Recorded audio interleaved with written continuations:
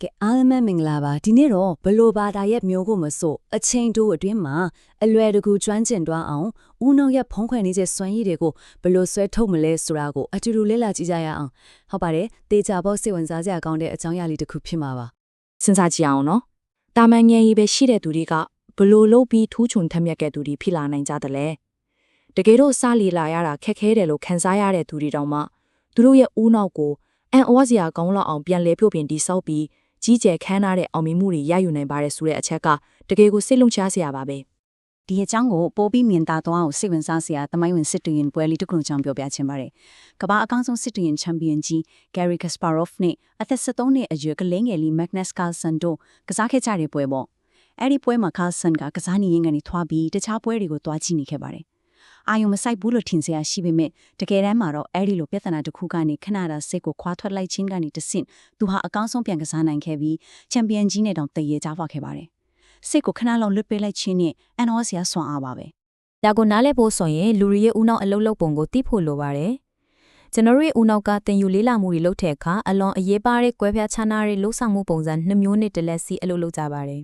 ဒီပုံစံ2မျိုးကိုပြင်ပေါ်ကစားစရာ14နဲ့ခိုင်နိုင်ကြည့်ရအောင်ပါပထမတစ်ခုက focus mode လို့ခေါ်တဲ့ပြင်းပြထန်ထန်အာရုံစူးစိုက်တဲ့ပုံစံမှာပင်ပေါ်ဆက်ထက်ကအတားဆီးလေးတဲ့အရင်နှစ်ကနေပြီးအတွေးတွေကကြည်မြောင်းတဲ့နေရာလေးတစ်ခုရဲ့မှာပဲပြင်းပြထန်ထန်လှုပ်ရှားနေရမျိုးပေါ့နောက်တစ်ခုကတော့ diffuse mode လို့ခေါ်တဲ့ဖြည့်လျှော့ထားတဲ့ပုံစံမှာဒီကမှာတော့အတားဆီးတွေကဝဲကွာလေးတဲ့အတွက်အတွေးတွေကကြည်ကြဲပြင်းပြလွတ်လွတ်လပ်လပ်စီးဆင်းနိုင်သွားပါတယ်ရှုပ်ထွေးတဲ့ပြဿနာတွေကိုဖြေရှင်းဖို့ဆိုရင်ဒီလိုပြင်းထန်တဲ့အာရုံစူးစိုက်မှုနဲ့လွတ်လပ်စွာတွေးအခွင့်ပေးခြင်းဆိုတဲ့ပုံစံမျိုးစလုံးကြားကိုကုလူပြောင်းလဲနေဖို့လွယ်ပါတယ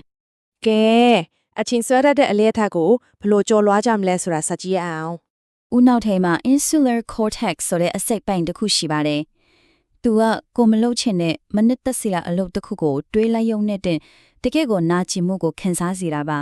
။ဒါကြောင့်အချင်းဆွဲတဲ့ဆိုတာကဒီ insular cortex ကနေပေးပို့တဲ့နာကျင်မှုကိုရှောင်လွှဲခြင်းတဲ့တဘာဝတုံ့ပြန်မှုတစ်ခုတတ်ပါပဲ။ဒါပေမဲ့ဝန်တာစရာတရင်တစ်ခုကတော့အဲ့ဒီအလုပ်ကိုတကယ်တမ်းစတင်လှုပ်ဆောင်လိုက်တဲ့အခိုက်အတန့်လေးမှာပဲဒီနာကျင်မှုကြီးကချက်ချင်းဆိုလို့ပျောက်ကွယ်သွားတာဖြစ်ပါတယ်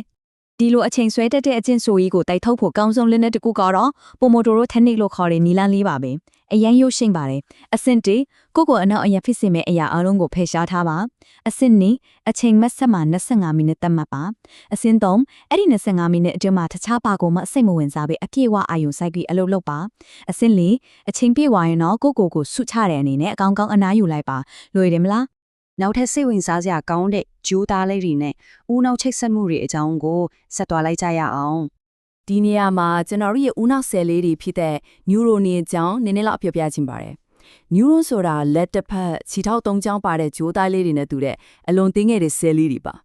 သူတို့က synapse လို့ခေါ်တဲ့အရန်သေးငယ်တဲ့ဟင်းလေးပင်ကွာချက်လေးတွေကိုဖြတ်ပြီးလက်စစ်လိုင်းလေးတွေကနေတဆင့်အချင်းချင်းဆက်သွယ်ကြပါတယ်အဲ့ဒီလိုဆက်သွယ်လိုက်တဲ့အခါအချင်းချင်းချိဆက်သွားတဲ့ဦးနှောက်ကွန်ရက်လေးတွေဖြစ်ပေါ်လာပြီးကျွန်တော်တို့ရဲ့အတွေ့အကြုံဖြစ်လာတာပေါ့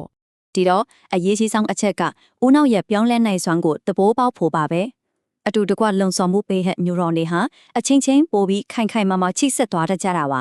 ဒါကြောင့်မို့စဉ်ဆက်မပြတ်လေ့ကျင့်မှုတွေပြုလုပ်ပေးတဲ့အခါ neuron တွေကြားက synapse ရှက်စစ်မီးပွားလေးတွေပိုမိုအားကောင်းလာပြီးတင်ယူမှုကိုပိုခိုင်မာစေတာဖြစ်ပါတယ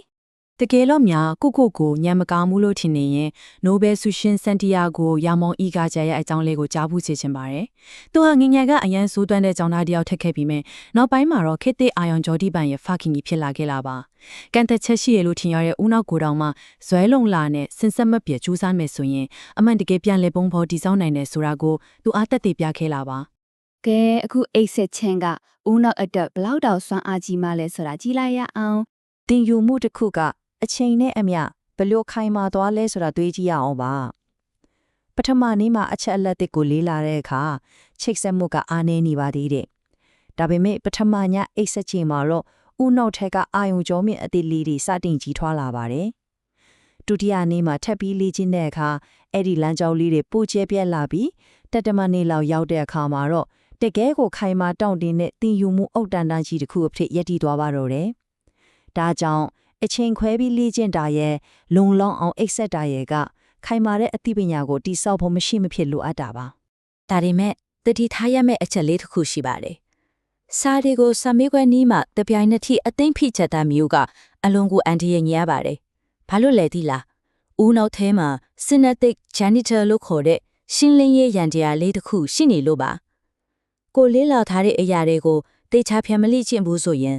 အဲ့ဒီအသုံးပြုမှုမရှိတဲ့အချက်အလက်ကြီးကိုညဘက်ကိုအိပ်ပျော်နေတဲ့အချိန်မှာဦးနောက်ကဖုံဆုပ်စစ်နဲ့စုပ်တယ်လို့အကုန်လုံးရှင်းလင်းဖြစ်လိုက်လို့ပါပဲအကုန်မေ့သွားမှာပေါ့ အချက်လက်တွေကိုဦးနောက်ကဘလို့တိုးလောင်လဲဆိုတဲ့မမြန်အမျိုးစားတွေစီဆက်သွားကြရအောင် မှတ်ဉာဏ်မှာအဓိကအဖြစ်အမျိုးရှိပါတယ် working memory လို့ခေါ်တဲ့လက်ရှိအလုပ်လုပ်နေတဲ့မှတ်ဉာဏ်ကတော့ခွဲအိတ်သေးသေးလေးတစ်လုံးနဲ့တူပါတယ်အဲ့ဒီအထဲမှာလက်လေးပဲပါတဲ့လက်စိတ်ရည်ဖွဲလေးတစ်ကောင်ရှိနေပြီးသူကတစ်ချင်းကိုအချက်လက်၄ခုလောက်ကိုပဲထဲထားနိုင်ပါတယ်ဒါပေမဲ့ long term memory လို့ခေါ်တဲ့ရေရှည်မှတ်ဉာဏ်ကတော့အဆုံးအစမရှိတဲ့တိုးလောင်မှုနေရာလွတ်တည်ပါတယ်တံပီရိုကြီးတစ်ခုနဲ့တူပါတယ်နေရာအရန်ကျယ်ဝန်းပြီးအချက်အလက်တွေကိုခက်ကြက်ဖြန့်ချက်သင်းဆေးထားနိုင်ပါတယ်